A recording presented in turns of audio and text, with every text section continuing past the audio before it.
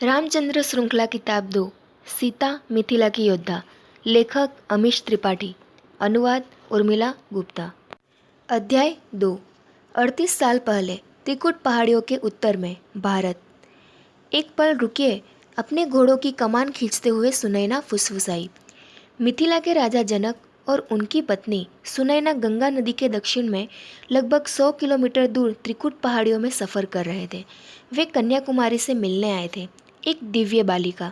सप्त सिंधु में मान्यता थी कि जो कोई भी साफ दिल से अपनी मुरादें लेकर इस जीवित देवी का आशीर्वाद लेने आता था, उसकी हर मनोकामना पूरी होती थी। और मिथिला के राज परिवार को भी निश्चित रूप से उनके आशीर्वाद की जरूरत थी। गंडकी नदी के किनारे राजा मिथि द्वारा स्थापित किया गया मिथिला कभी हरियाली से भरा नदी पतन वाला नगर था। कृषि ही इसकी संपदा थी, जिसमें वहाँ की उपजाऊ जमीन के साथ साथ सप्त सिंधु में होने वाला नदी व्यापार भी शामिल था। बदकिस्मती से 15 साल पहले एक भूकंप और उसके बाद आई बाढ़ ने गंडकी नदी की दिशा बदल दी थी। इसी के साथ मिथिला का भाग्य भी बदल गया। नदी अब पश्चिमी की तरफ से शंकस्या नगर से होते हुए गुजरती थी। जनक के छोटे भाई कुशध्वज द्वारा प्रशासित शंकस्या कभी मिथिला राज्य का ही भाग था। मिथिला की तकलीफ को और बढ़ाते हुए गंडकी नदी की दिशा बदल लेने के बाद से मिथिला में बरसात भी आनी कम हो गई थी। मिथिला के नुकसान से शंकस्या को फायदा हुआ। कुशध्वज तेजी से अपनी स्थिति मजबूत करते हुए मिथि वंश के प्रमुख प्रतिनिधि के रूप में उभर रहा था। बहुत से लोगों ने राजा जनक को सलाह दी थी कि वो मिथिला की पुरानी संपदा का निवेश गंडकी नदी को वापस लाने वाली अभियांत्रिकी परियोजना में करे, लेकिन कुशध्वज की सलाह इसके विपरीत थी। वह हमेशा तर्क देते कि इतनी बड़ी परियोजना में पैसा लगाना समझदारी नहीं होगी। आखिरकार शंकस्या से मिथिला में नदी को वापस लाने में पैसा क्यों बर्बाद करना, जबकि शंकस्या का पैसा भी तो आखिरकार मिथिला का ही है। भक्त और आध्यात्मिक व्यक्ति जनक ने साम्राज्य के पतन को नियति का निर्णय मानते हुए दार्शनिक विचारधारा अपना ली थी, लेकिन नई रानी सुनैना ऐसे हार मानने वाली नहीं थी। उनका विवाह जनक से 2 साल पहले ही हुआ था। उन्होंने मिथिला को उसका प्राचीन गौरव वापस दिलाने की योजना बनाई। इस योजना का सबसे बड़ा भाग गंडकी नदी की धारा को वापस लाना ही था। लेकिन इतने सालों बाद इतनी बड़ी और मुश्किल अभियांत्रिक परियोजना के लिए आधारभूत कारण तलाशना और उन्हें साबित करना मुश्किल था। जब तर्क विफल हो जाते हैं तब विश्वास ही काम आता है। सुनैना ने जनक को अपने साथ कन्याकुमारी के मंदिर आने और उनका आशीर्वाद लेने के लिए राजी कर लिया था। अगर कन्या देवी गंडकी परियोजना को मंजूरी दे देती तो कुशध्वज के लिए भी उसके विरोध में तर्क करना मुश्किल होता। सिर्फ मिथिलावासी ही नहीं, बल्कि भारत के हर हिस्से के लोग कन्याकुमारी की बात का देवी माँ के आदेश की तरह पालन करते थे। बदकिस्मती से कन्याकुमारी ने ना कहा। प्रकृति के निर्णय का सम्मान करो, उन्होंने कहा था। इससे सुनैना को निराशा हुई। निराशा दार्शनिक जनक और उनके शाही सुरक्षा कर्मियों को भी हुई। वो उनके साथ सफ़र करते हुए उत्तर से त्रिकुट पहाड़ियों तक आए थे और अब वापस मिथिला जा रहे थे। जनक, सुनैना ने आवाज़ तेज करते हुए कहा। उनके पति तेज गति से आगे बढ़ रहे थे। जनक ने घोड़े की लगाम खींचकर पीछे मुड़कर देखा। उनकी पत्नी बिना कुछ बोले दूर एक पेड़ की तरफ इशारा कर रही थी। जनक ने उनके इशारे की दिशा में देखा। कुछ 100 मीटर दूर भेड़ियों का एक झुंड अकेले गिद्ध को घेरे खड़ा था। वो उसके पास जाने की कोशिश कर रहे थे, लेकिन विशालकाय पक्षी बार बार उन्हें पीछे धकेल देता। गिद्ध कर्कश आवाज़ में चिल्ला रहा था।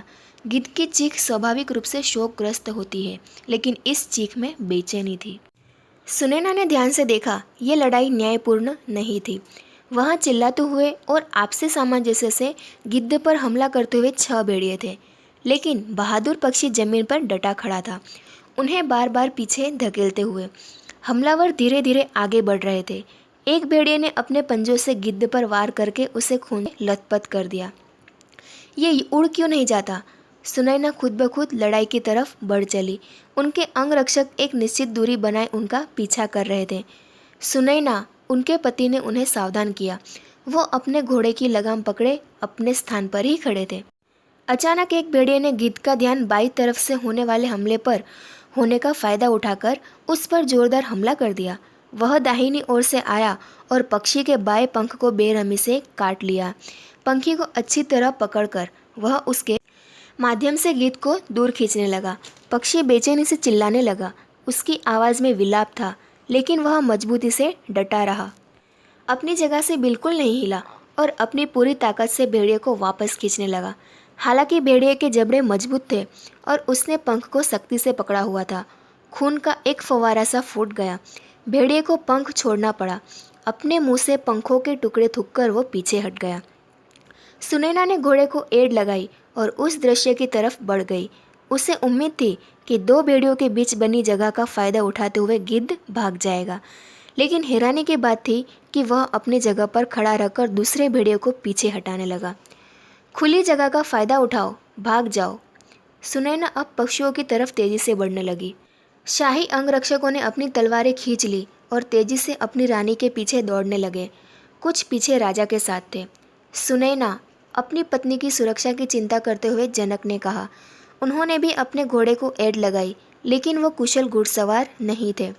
उनका घोड़ा अपनी धीमी चाल से चलता रहा। सुनैना कुछ 50 मीटर की दूरी पर थी जब उनका ध्यान पहली बार उस गठरी पर गया। गिद्ध उस गठरी को भेड़ियों से बचा रहा था। उस गठरी में कुछ था। वो जगह हल जुती मिट्टी के में बने खांचे की तरह दिख रही थी। तभी तो गठरी हिली। प्रभु परशुराम रहम करे, सुनैना के मुंह से निकला। वो एक शिशु है। सुनैना आगे बढ़ने लगी, अपने घोड़े को तेज गति से भगाते हुए। जब वह भेड़ियों के झुंड के पास पहुंची तो उन्होंने किसी बच्चे की रोने की धीमी सी आवाज़ सुनी, गुर्राते जानवरों की आवाज़ के नीचे दबी हुई। हटो, सुनैना चिल्लाई। उनके अंगरक्षक भी उनके नज़दीक पहुंच चुके थे। भेड़िए घुड़सवारों के आने की आवाज़ सुनकर घायल पक्षी को छोड़कर दुम दबाकर जंगल की ओर भाग गए। एक अंगरक्षक ने गिद्ध पर हमला करने के लिए तलवार उठा ली। ठहरो, सुनैना ने अपना दाहिना हाथ उठाते हुए आदेश दिया। वह अपनी जगह पर ठहर गया और उसके साथियों ने अपने घोड़े रोक लिए। सुनैना बंगरा के पूर्व में पली बढ़ी थी। उनके पिता असम से थे, जिसका प्राचीन नाम प्रग ज्योतिषा था। उनकी माँ मिजोरम राम के पहाड़ी क्षेत्र से थी। छठे विष्णु प्रभु परशुराम के भक्त मिजो बड़े योद्धा माने जाते थे, लेकिन जानवरों और प्रकृति की लय को समझना उनकी विशिष्टता थी। सुनैना अपनी सहज चेतना से जान गई थी कि वो गठरी पक्षी का आहार नहीं थी, बल्कि वो उसकी सुरक्षा की जिम्मेदारी निभा रहा था। थोड़ा पानी लाओ, सुनैना आदेश देते हुए अपने घोड़े से उतरी। अंगरक्षकों के उतरते समूह में से एक अंगरक्षक ने कहा, देवी, आपका ये उतरना क्या सुरक्षित? अपनी तेज नज़रों से सुनैना ने उसकी बात बीच में ही काट दी। रानी का कद छोटा व काठी दुबली थी। उनका गोल गोरे रंग का मुख देखने वाले को सौम्य लगता था, लेकिन उनकी छोटी आंखें छल करते हुए उनके मूल को दृढ़ता से बयां कर देती थी। उन्होंने विनम्रता से दोहराया, थोड़ा पानी लाओ। जो आज्ञा देवी। तुरंत ही एक पानी भरा कटोरा हाजिर कर दिया गया। सुनैना ने अपनी आंखें गिद्ध की आंखों से मिला ली। पक्षी मुश्किल से सांस ले पा रहा था और भेड़ियों से लड़ाई करके थक चुका था। शरीर पर लगे अनेकों घाव से वह पूरी तरह खून से लथपथ हो चुका था। उसके पंख पर लगा घाव ज़्यादा खतरनाक था। उससे बहुत तेजी से खून बह रहा था। खून बह जाने की वजह से वह पैरों पर खड़ा नहीं हो पा रहा था, लेकिन फिर भी वो अपनी जगह से टस से मस नहीं हुआ। उसकी आंखें सुनैना पर टिकी थी। वह कर्कश आवाज़ में आगे को चोंच निकालकर चिल्ला रहा था, हवा में अपने पंखों को फड़फड़ाते हुए, जिससे मिथिला की रानी को दूर रख सके। सुनैना ने जानबूझकर गिद्ध के पीछे रखी गठरी को अनदेखा किया। उनका पूरा ध्यान उस विशालकाय पक्षी पर था। उन्होंने एक नरम शांत धुन में गुनगुनाना शुरू किया। गिद्ध थोड़ा सहज होता दिखा। उसने अपने पंजे नीचे कर लिए। चिल्लाने की आवाज़ भी धीमी पड़ने लगी। सुनैना आगे बढ़ती रही, धीरे धीरे, आराम से। नज़दीक जाने पर उन्होंने अपना सिर झुकाया और पक्षी के सामने पानी का कटोरा रखा। फिर वो धीरे धीरे से पीछे हट गई। उन्होंने मधुर आवाज़ में कहा, मैं मदद के लिए आई हूँ, मुझ पर भरोसा करो। मूक पक्षी इंसानी बोली का अंदाज समझ गया। वह पानी पीने के लिए झुका, लेकिन तभी जमीन पर डह गया। सुनैना आगे बढ़कर उस घायल पक्षी का सिर नरमाई से सहलाने लगी। बच्चा काली धारियाँ वाले बढ़िया लाल कपड़े में लिपटा हुआ था। वो बेचैनी से रो रहा था। उन्होंने एक सिपाही को वह बहुमूल्य गठरी उठाने का इशारा किया, जबकि खुद वो अभी पक्षी को ही सहला रही थी। कितनी सुंदर बच्ची है, जनक ने चहकते हुए कहा। वह अपना लंबा बदन झुकाते हुए अपनी पत्नी के समीप खड़े थे। आमतौर पर वह ज्ञानी किंतु विमुक्त दिखने वाली उनकी आंखें आज प्यार और परवाह से भरी थी। जनक और सुनैना अस्थायी आसनों पर बैठे थे। मुलायम सूती कपड़े में लिपटा बच्चा सुनैना की बाहों में आराम से सो रहा था। एक बड़ी सी छतरी उन्हें सूरज की तेज किरणों से बचा रही थी। शाही वैद्य बच्चे का निरीक्षण कर चुके थे और उसके माथे पर लगे घाव पर नीम और बूटियों का लेप भी लगा दिया था। उन्होंने शाही दंपति को भरोसा दिलाया था कि समय के साथ निशान भी मिट जाएगा। दूसरे चिकित्सकों के साथ मिलकर वैद्य अब गिद्ध के घाव देख रहे थे। ये महज चंद ही महीनों की होगी, लेकिन यकीनन ये कितनी मजबूत है कि इसे झेल जाएगी। सुनैना ने बच्चे को धीमे से अपनी बाहों में झुलाते हुए कहा। हाँ, मजबूत और खूबसूरत, बिल्कुल तुम्हारी तरह। सुनैना ने अपने पति को देखकर मुस्कुरा दी और बच्चे के सिर को प्यार से सहलाने लगी। कोई ऐसे बच्चे को कैसे छोड़ सकता है? जनक ने आह भरी। बहुत से लोग जीवन के आशीषों को संभाल नहीं पाते। उनका पूरा ध्यान उन्हीं चीज़ों पर रहता है जो दुनिया ने उन्हें नहीं दी। सुनैना ने अपने पति की बात पर हामी भरी और वापस अपना ध्यान बच्चे पर लगा दिया। ये बिल्कुल परी की तरह सो रही है। परी तो ये है ही, जनक ने कहा। सुनैना ने बच्चे को अपने करीब करते हुए धीमे से उसके माथे को चूमा, उसकी चोट को बचाते हुए। जनक ने प्यार से अपनी पत्नी की पीठ थपथपाई। लेकिन क्या तुमने तय कर लिया है सुनैना? हाँ, ये बच्चा हमारा है। देवी कन्याकुमारी ने हमें भले ही वो नहीं दिया जो हम चाहते थे, लेकिन उन्होंने हमें उससे भी प्यारी नेमत दी है। हम इसका नाम क्या रखेंगे? सुनैना ने ऊपर आसमान में देखा और गहरी सांस ली। उनके मन में पहले से नाम था। वह जनक की तरफ मुड़ी। ये हमें धरती माँ के आंचल से मिली है। वो उसके लिए माँ के गर्भ समान था, इसलिए हम इसे सीता पुकारेंगे। सुनैना जनक के निजी कार्यालय की तरफ दौड़ी। एक आरामदायक आसन पर बैठे मिथिला नरेश जाबाली उपनिषद के लेख पढ़ रहे थे। इसकी रचना महर्षि सत्यकाम जाबाली ने की थी। अपनी पत्नी पर नज़र पड़ते ही उन्होंने किताब नीचे रख दी। तो सम्राट जीत गए? सीता को उनकी ज़िंदगी में आए 5 साल हो चुके थे। नहीं, घबराई सी सुनैना ने कहा, वो हार गए। जनक सख्ते से सीधे होकर बैठ गए। सम्राट दशरथ लंका के व्यापारी से हार गए? हाँ, रावण ने करछप में लगभग सप्त सिंधु की पूरी सेना को तहस नहस कर दिया। सम्राट दशरथ अपनी पत्नी के साथ बेमुश्किल ही बच पाए हैं।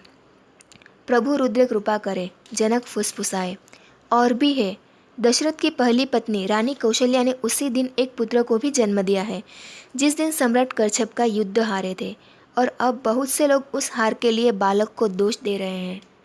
कह रहे हैं कि वो बुरे नक्षत्र में पैदा हुआ है। इस बच्चे के पैदा होने तक सम्राट कोई भी युद्ध नहीं हारे थे। क्या बकवास है, जनक ने कहा। लोग इतने मूर्ख कैसे हो सकते हैं? उस बच्चे का नाम राम है, छठे विष्णु प्रभु परशुराम के नाम पर। उम्मीद करते हैं कि ये उसके लिए शुभ साबित हो। मुझे मिथिला के भाग्य की ज़्यादा चिंता हो रही है, जनक। जनक ने बेबसी से आह भरी। तुम्हें क्या लगता है, क्या होगा? वास्तविक रूप से सुनैना अब तक अकेले ही राजकाज चलाती आई थी। जनक अपना ज़्यादा से ज़्यादा समय दर्शन के अध्ययन में ही बिताते थे। रानी की ख्याति दिनों दिन साम्राज्य में बढ़ गई थी। बहुत लोगों को लगता था कि वह मिथिला के लिए खुशकिस्मत थी। जब से वो राजा जनक की पत्नी बनी थी, तब से हर साल वहाँ बरसात होने लगी थी। मुझे सुरक्षा की चिंता है, सुनैना ने कहा। और धन का क्या? जनक ने पूछा। तुम्हें नहीं लगता कि रावण हर राज्य पर व्यापार कर बढ़ा देगा? सप्त सिंधु की सारी संपदा लंका के खजाने में चली जाएगी। लेकिन वैसे भी इन दिनों हम व्यापार ही कहाँ कर रहे हैं। वह हमसे कुछ नहीं मांग सकता। दूसरे राज्यों को ज़्यादा नुकसान है। मुझे तो सप्त सिंधु में हुई सेना की कमी की चिंता है। हर जगह अराजकता बढ़ जाएगी। अगर हर जगह ही कोहराम मच जाएगा तो ऐसे में हम कितने सुरक्षित रह पाएंगे? सच है, जनक के मन में एक ख्याल आया। नियति के लिखे को कौन बदल सकता है? फिर चाहे वो जनता हो या राज्य। हमारा काम इसे समझना है कि क्या हुआ, न कि लड़ना और उससे अगले जन्म के लिए सबक लेना या फिर मोक्ष के लिए तैयार होना। लेकिन वो जानते थे कि सुनैना को ये बेबसी पसंद नहीं थी, तो वह खामोश ही रहे। रानी ने आगे कहा, मुझे उम्मीद नहीं थी कि रावण जीत जाएगा। जनक हंसे। जितना भले ही अच्छा हो, लेकिन पराजित को अपनी पत्नियों से ज़्यादा प्रेम मिलता है। सुनैना ने आंखें सिकोड़कर जनक को घूरा। अपने पति का मजाक उन्हें पसंद नहीं आया था। हमें कुछ योजनाएं बनानी होगी, जनक। हमें होने के लिए तैयार रहना होगा। जनक एक और हास्य टिप्पणी से जवाब देने वाले थे, लेकिन उनकी बुद्धि ने पहरा लगा दिया। मुझे तुम पर पूरा भरोसा है, मुझे यकीन है तुम कुछ सोच लोगी। जनक मुस्कुराए और वापस अपना ध्यान जाबाली उपनिषद पर लगा दिया।